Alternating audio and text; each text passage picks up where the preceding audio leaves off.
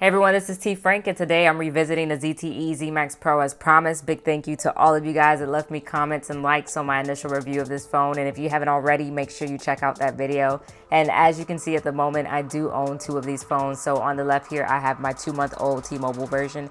And on the right, I have my 7-month-old Metro version. So I wanted to give you guys an update and let you know how these phones have been performing over time. So first thing first, I want to talk about the phones and the builds that I'm currently running. So my T-Mobile version is running build B9 and the Metro version is running build B14.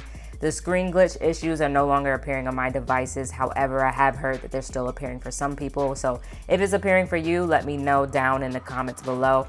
Also, my phones have stopped rebooting on their own. This was an issue that I experienced early on with both phones, so I'm happy to see that this has ended. Overall, the phones have been running a lot smoother. I'm not experiencing any lag, and I'm very satisfied with the performance that I've had over the past few months.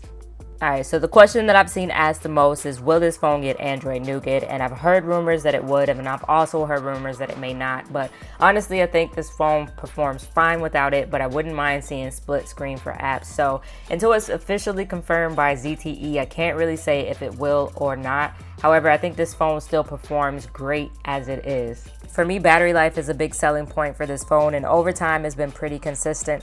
On the Metro version, I've been averaging about 5.5 to 6 hours of screen on time, and with the T-Mobile variant, I haven't been able to match that battery life. I normally get around 4 hours of screen on time if I'm lucky.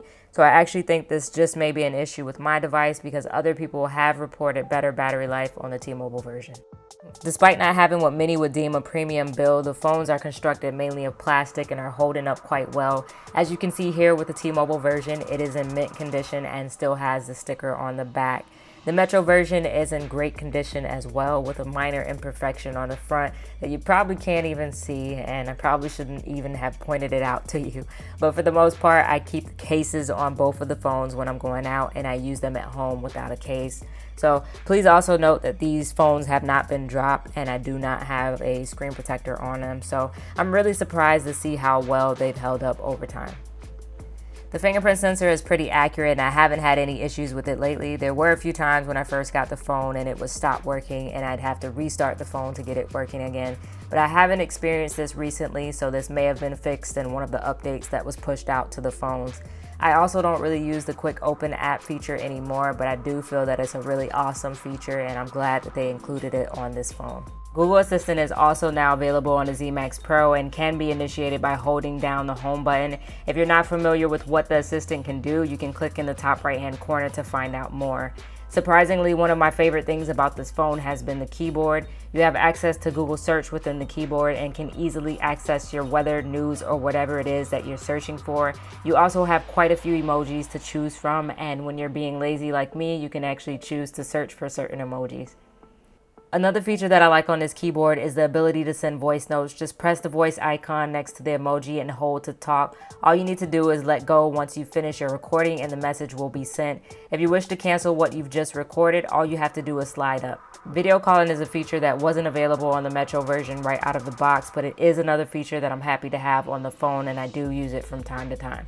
Now, we've heard a lot of good about the phone, but just like any other phone, it's not without its flaws. The volume of the speaker is pretty low, and you shouldn't have to use other apps to try to enhance this. Furthermore, the camera performs quite well, but it does tend to struggle in low light situations. Another thing that is worth mentioning is the lack of NFC, but to be honest with you, I really don't use NFC that much, so it really isn't a deal breaker for me.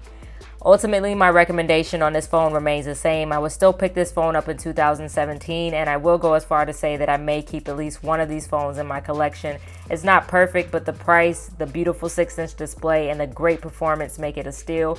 If you do a port-in, you can get this phone for as low as $39 with Metro PCS, and T-Mobile will also give you a $200 credit over the span of 24 months if that promotion is still available. So if you have the ZMAX Pro, make sure you share your experience in the comments below. This is T Frank. Thank you guys for watching, and I'll catch you in another video. Peace.